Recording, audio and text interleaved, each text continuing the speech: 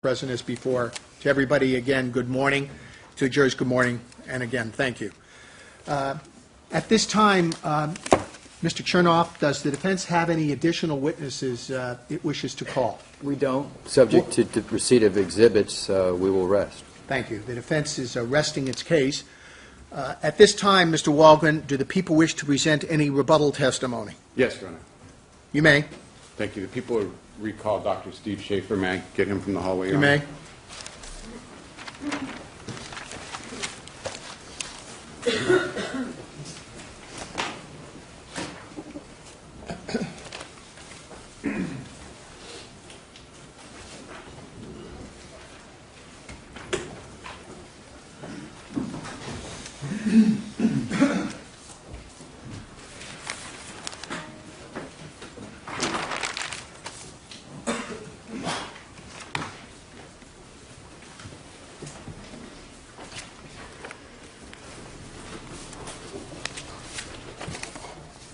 Good morning, Dr. Shafer. You may take the stand. Thank you. Sir, do you acknowledge you're still under oath and still sworn to tell the truth? Yes, Your Honor. Thank you. Would you again state your full name, please? Stephen Lewis Shafer. Thank you. Direct examination on rebuttal, Mr. Walgren. Thank you, Your Honor. Thank you.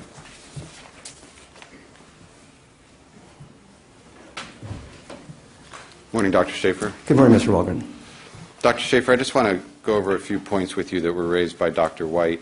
Let me first ask you about lorazepam, and I believe you had explained this in your direct examination previously, but if one is to take lorazepam via intravenous administration, you explained to us that it would still, through the process you described with visual aids, enter the stomach. Is that correct?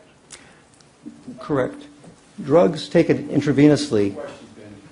Correct is the answer. That remains. The objection sustained. Everything else is straight. Thank you. Could you just explain the process briefly? Glad to. Drugs taken intravenously go into all the tissues. They go into the brain, the organs, the muscles, the bones, the intestines, and the stomach, because they flow down concentration gradients to get into all of the tissues. And this has nothing to do with post-mortem redistribution, does it? No, nothing at all. Double negative? Is that a true statement, that this has nothing to do with post-mortem redistribution? That is correct. Now, in your discussions and simulations of lorazepam, is there any way scientifically to exclude, for example, Michael Jackson swallowing oral lorazepam on his own, or Conrad Murray giving Michael Jackson oral lorazepam to swallow? They would look the same. Now, in your chart that you had mentioned, that you had referenced, your simulation contained in People's 222, where you discussed your theory based on the evidence that an infusion line was running and that Michael Jackson stopped breathing and the propofol continued to infuse into his body. Do you recall that? Yes, I do. Now, in that simulation, were you designating a precise time that Michael Jackson stopped breathing? No. Can you explain what you were demonstrating? What the simulation shows is how the levels rise initially fast and then rise slowly for a period of time. And the simulation was to show that if Michael Jackson could have died at any time throughout there, with the drug concentration continuing to be high in his blood. And there was no suggestion that he had to die at any specific time. He simply died with a high level of propofol during an infusion, but not at any particular time. So you were not saying it was precisely at noon or anything of that? No, not at all. And when you demonstrated the IV setup with the two infusion lines, that's a fairly typical setup when you would be using two separate lines? Except we would use a pump, but other than that, yes. You would use an infusion pump? That's correct, an infusion pump would be used. And Dr. White commented on the difficulties of that setup because of the gravitational differences of a bottle, for example, in the saline bag, and then the saline bag with saline solution. can you comment on the how that any difficulty may exist and how you deal with any such difficulty? If you recall the infusion setup that I showed you, I demonstrated how by controlling the roller clamps, you could have it all be the saline that was coming out or all be the propofol that was coming out simply by the adjustment of the roller clamps. And so in that particular simulation that was set up with the propofol down just a little bit, there's no difficulty controlling how fast each one is running. You do it with the roller clamps. And that's common and typical? That's how it's done?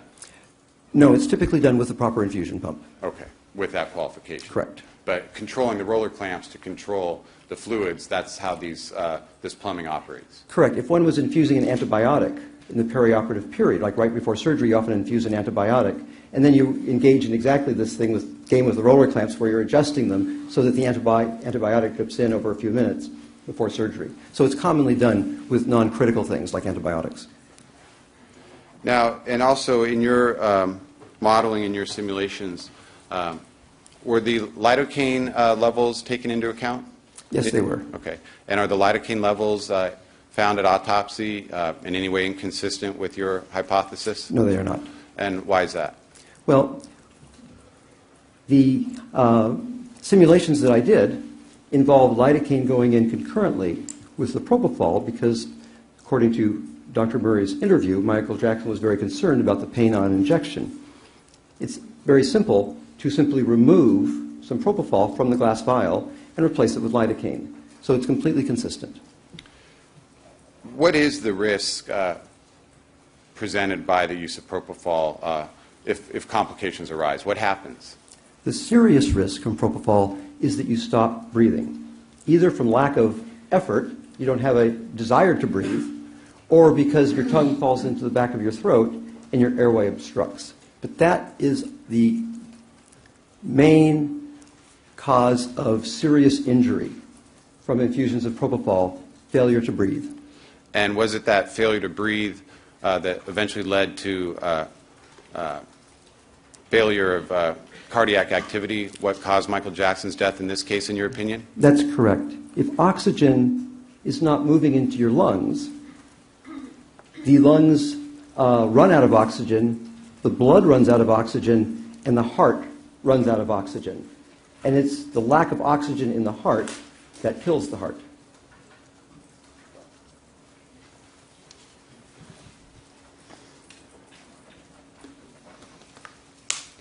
Now, Dr. Shafer, have you had an opportunity to review the simulations presented by Dr. White as it relates to specifically the unchanged propofol in the urine? Yes, I have. And have you had an opportunity to research the various literature as it exists today in regard to the amounts that could be found in the urine? Yes, I have. And are you aware that the defense simulation relied on a Simons article from 1988? Yes, I know that article. And what was the finding of that article? The Simons article found that there was very little unchanged propofol, so little they didn't actually measure that. What they did instead is they mixed oil, something called cyclohexane, with the urine, knowing that propofol would go into the oil, and then they measured the amount of radioactivity in the oil. But they didn't actually know what they were measuring. There was too little radioactivity to actually determine if it was propofol or if it was a propofol metabolite. There are two specific metabolites that will also go into the oil, and they didn't know which it was. So what that article measured was something called cyclohexane extractable radioactivity, which is not a specific measurement of unchanged propofol. And what was their conclusion as to an expected measurement percentage? What they said is that they knew that it had to be less than 0.3%, because that was the upper limit of the amount of radioactivity. But they didn't know how much of that was actually unchanged propofol, because they didn't know what the source was of the radioactivity. It could be propofol or a propofol metabolite that also goes into oil. So from their stated findings in that 1988 article, isn't it true that it could have been 0.3% all the way down to 0? That is correct.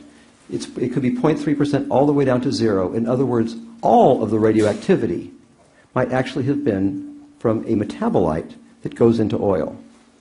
Now, did you, upon learning that Dr. White was relying on that 1988 article, conduct additional research to see if there was newer, more recent research in regard to unchanged propofol in the urine? Yes, I did. And were there multiple articles that have been published in respectable journals since that 1988 article? That is correct.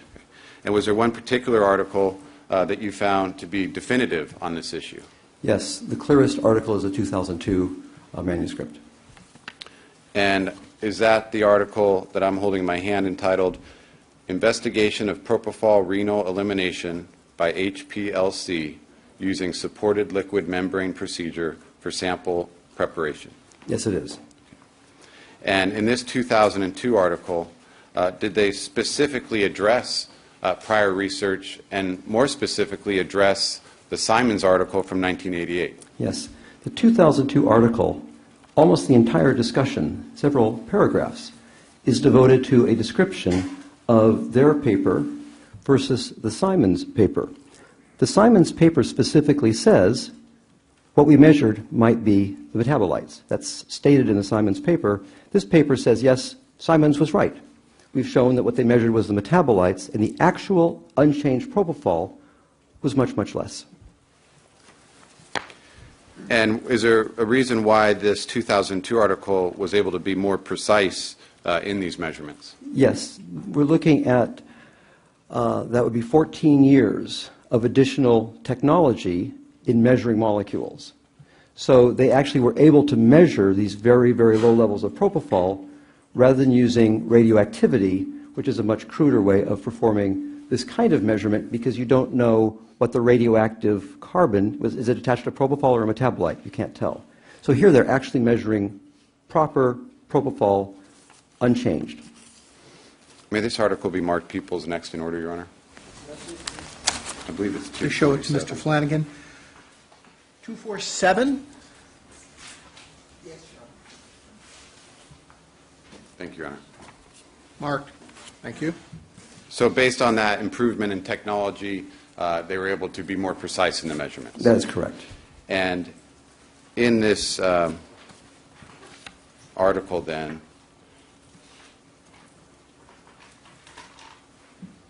and I'll put it up on the monitor here, did they actually give an amount of unchanged propofol Yes, that it's they listed. suspected would be eliminated? Well, it's not what they suspected, it's actually what they measured. And what did they measure? 0.004%. And that's the unchanged propofol eliminated with urine was approximately 0.004 plus or minus 0.002% of the total applied dose. That is correct.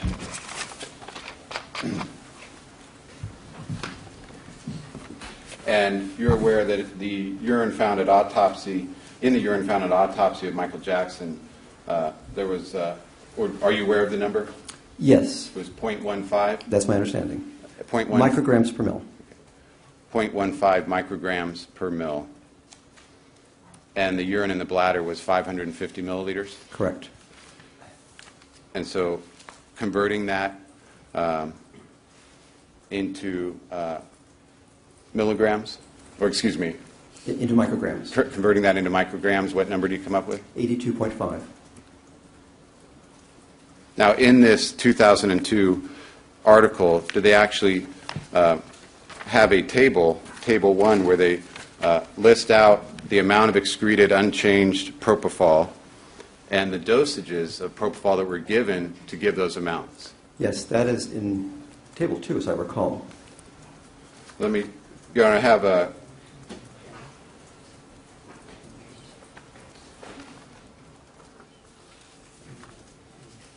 Go ahead, please, Mr. Law.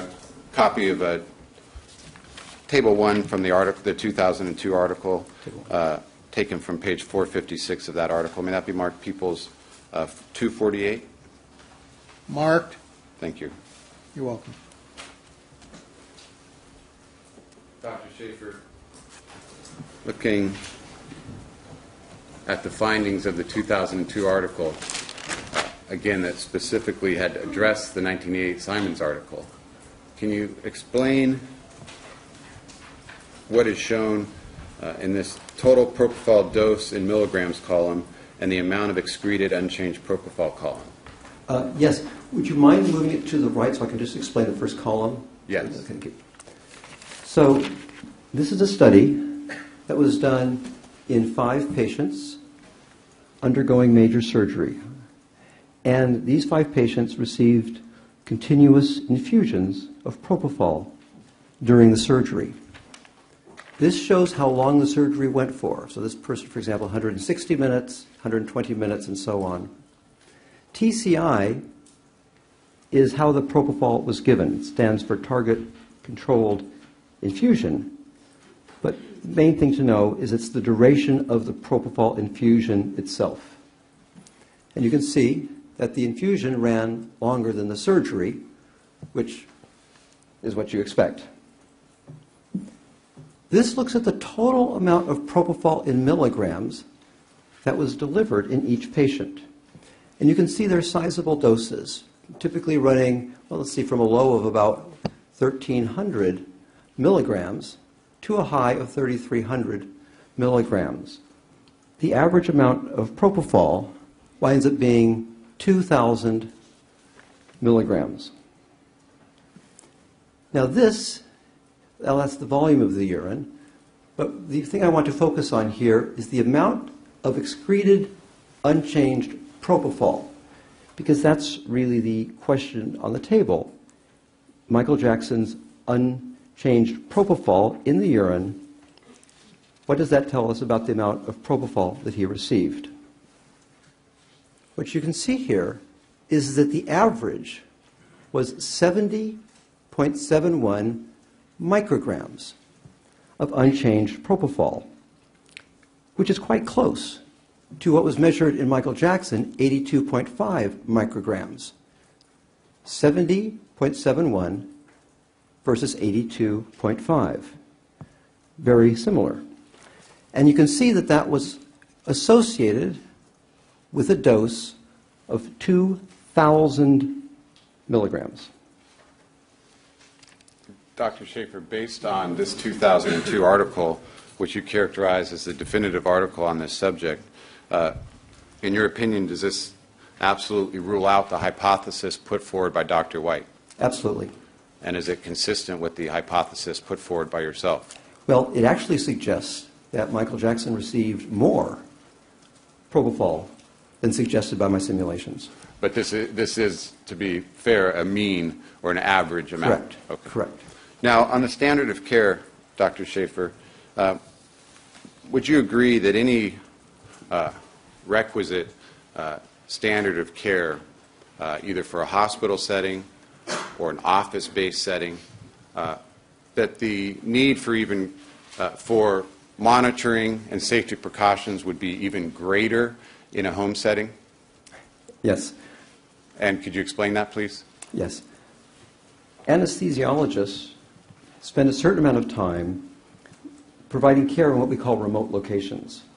And a remote location might be a radiology suite where we're not often present, or perhaps a difficult patient in an eye clinic, or a difficult patient in some location where we're normally not giving anesthesia.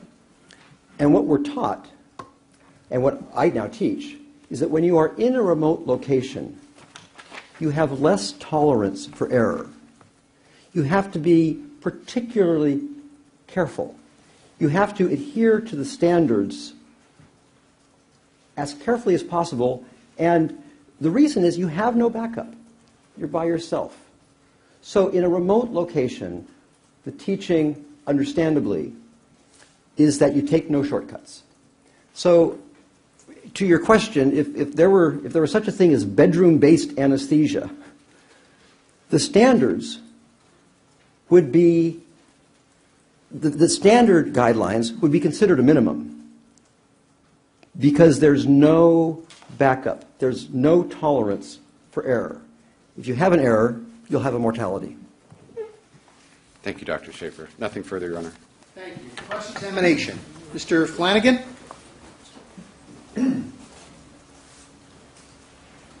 Thank you. You're welcome.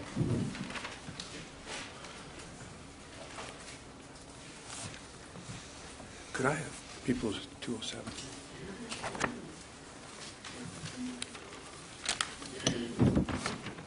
Dr. Shafer, in the report that you wrote in this case, isn't it a fact that you indicated that 5 milliliters of lidocaine injected between the hours of 10 and 12 would correspond with the autopsy levels of lidocaine found in the femoral vein? I'd have to look at the report again. If you have a copy, I'll be happy to look at it. Please.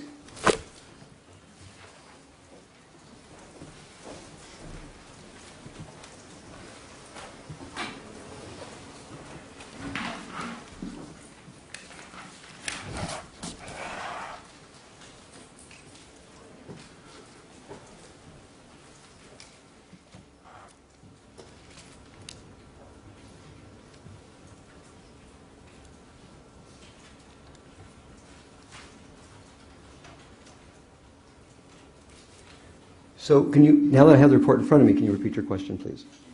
Didn't you indicate in the report that you wrote that 5 milliliters of lidocaine injected between the hours of 10 and 12 would correspond with the lidocaine levels found in the femoral blood at autopsy? No, that's not what the report says. What does your report say?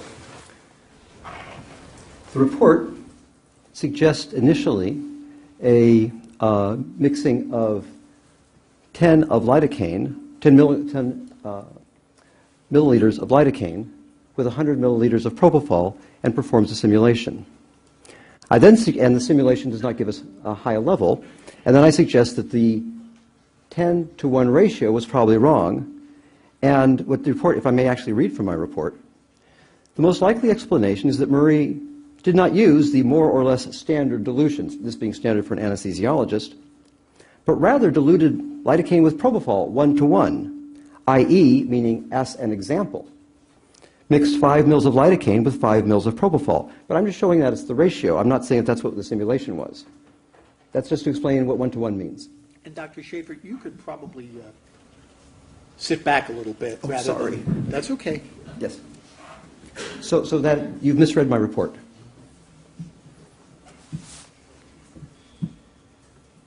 Doesn't that sentence, that last sentence actually say that diluted lidocaine with propofol 1-to-1, i.e., mixed 5 milliliters of lidocaine with 5 milliliters of propofol, that would have produced about exactly what the lidocaine concentration measured in femoral blood at autopsy? Is that what, if you complete that whole sentence, is that what it says? But we're talking about the larger dose. We're not just talking about 5 mils of lidocaine. Would you read the entire last sentence of that report, starting with The. Okay. And sit back just a tad. Sorry, yeah. Thank you. Right. The most likely explanation is that Murray did not use the more or less standard dilution, but rather diluted lidocaine with propofol 1-to-1, i.e., mixed 5 mils of lidocaine with 5 mils of propofol. That would have produced almost exactly the lidocaine concentration measured in the femoral blood at autopsy. Thank you.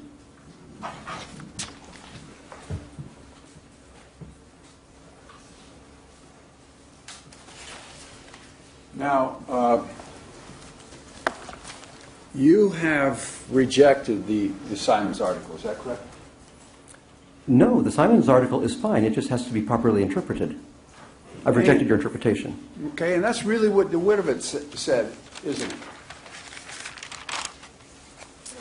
Yes, I've discussed it actually with the principal investigator, Malcolm Rowland, and it's what he said also. Okay.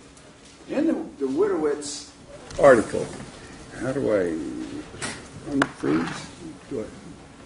Okay, you just press freeze. So you're good. For the benefit of the reporter and the jurors, you've made reference to an author, Mr. Flanagan, with a W? Yes, I didn't catch it.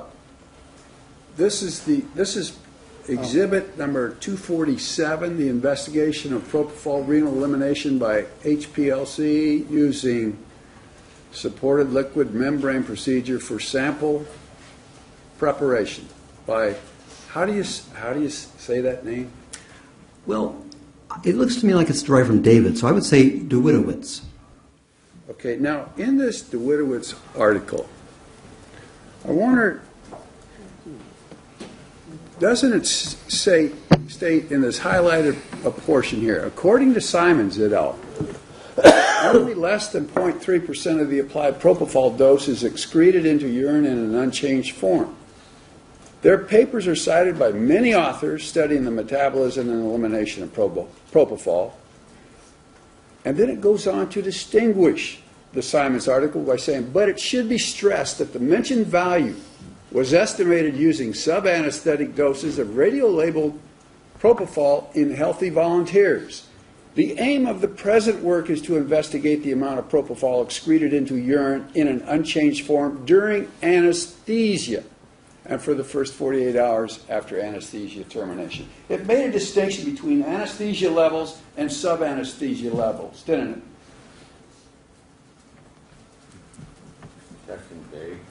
If you're able to. I'm not sure what your point is. They're simply describing one level as sub-anesthetic because it was 0.5 milligrams, 0.47 milligrams per kilogram. And in this article, the propofol is being used for anesthesia. That is correct. In this case, 25 milligrams per, when you reduce it to the same terms, was a 0.4 milligram per kilogram induction, wasn't it? 25. I don't follow your math. This assumed that Michael Jackson weighed 61.7 kilograms. Okay. He was given 25 milligrams. That is 0.4 milligrams per kilogram, isn't it? I don't have a calculator with me. If you'd like to calculate it. Well, it's ballpark. If you'll assert it, that's fine. Okay. And when it leads to a level of 1 microgram per milliliter, that's sub-anesthetic, isn't it? Overall, In a patient with no other medication on board, perhaps. In a patient with medication on board, hard to make that determination. Okay. Now, neither one of these articles, Simon or DeWittowitz, was talking about medication, other medication, were they? In the DeWittowitz paper, if you go back, I believe they received a pre-medicant, but I'm not certain. We'd have to look at the paper. If I read it, I probably wouldn't understand it anyway. But you will give me the fact that the dosage of 25 milligrams per kilogram is a sub-anesthetic dose, isn't it? 25 milligrams per kilogram would be an enormous dose. I mean, 25 milligrams in 61.7 kilograms is a sub-anesthetic dose.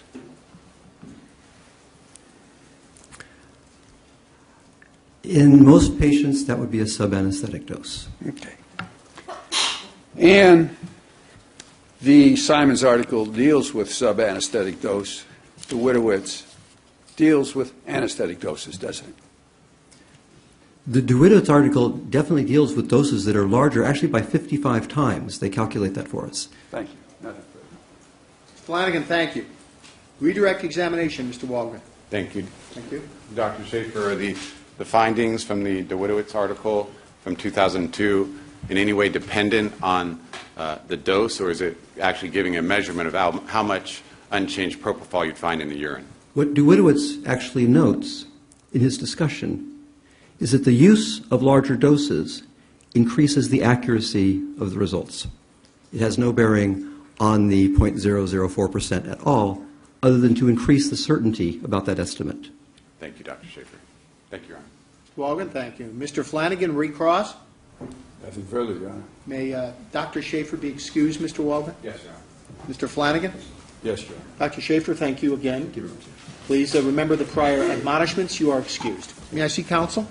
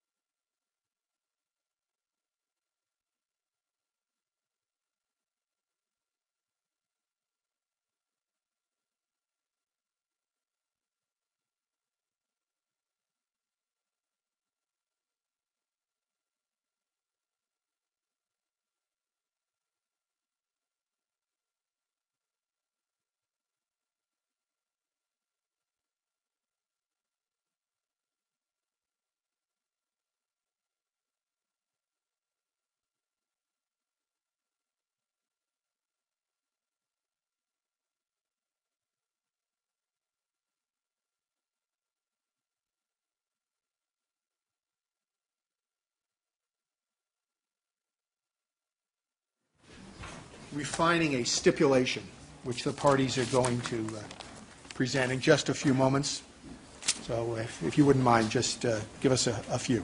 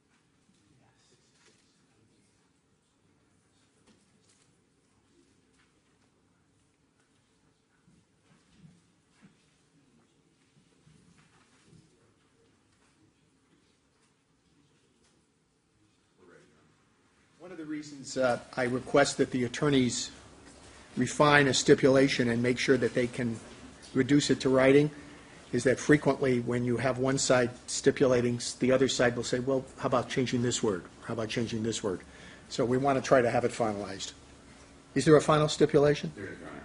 You may read it. And this relates to People's Exhibit 52 that may not have been seen for some time, but the stipulation is that People's Exhibit 52 accurately reflects the phone numbers and the names associated with each phone number. Do the people so stipulate? Yes, Your Honor. Does the defense stipulate? We do. Thank you. Do you want that stipulation memorialized as 249? I would encourage you to have it written, please. Yes. 52A, Your Honor, since it's associated with that exhibit. Is that okay? Is that okay with the defense? Yes, it is. That stipulation in written form is marked 52A. It's stipulated by the people. Yes, Your Honor. By the defense. It is. Once again, it's accepted by the court. So 52 accurately reflects the phone number information. 52A and 52 reflect that. Once again, are there any additional witnesses or any additional evidence to be presented by the people, Mr. Walgren? No, Your Honor. The people rest their case. Yes, subject to receipt. Thank you. Of exhibits. And subject to receipt of exhibits, Mr. Chernoff, are there any additional witnesses or evidence on behalf of the defense? No, Judge. And subject to receipt and evidence of exhibits, the defense rests its case. Yes. Thank you. Ladies and gentlemen, You've seen and heard all of the evidence in this case. When next we meet, I'll be providing you with the list of exhibits, because it's tough trying to follow them, even though you're way ahead of me when it comes to that. But we'll have for you an exhibit list of any and all of the exhibits that actually have been received in evidence in this case. The attorneys have requested that I provide them with a reasonable amount of time in order to prepare their arguments, and that request certainly is a reasonable one. What we're going to be doing outside of your presence is discussing the all-important jury instructions which you will receive, and making a determination of the actual exhibits that have been received in evidence. Those are matters that don't need your attention. Those are matters particularly within our responsibility as the court and as the attorneys. What we're going to do is we're going to excuse you until this coming Thursday at 9:00 a.m. The attorneys and I will be discussing in the interim the exhibits and the jury instructions, and the attorneys will be presenting their arguments, so your services aren't required.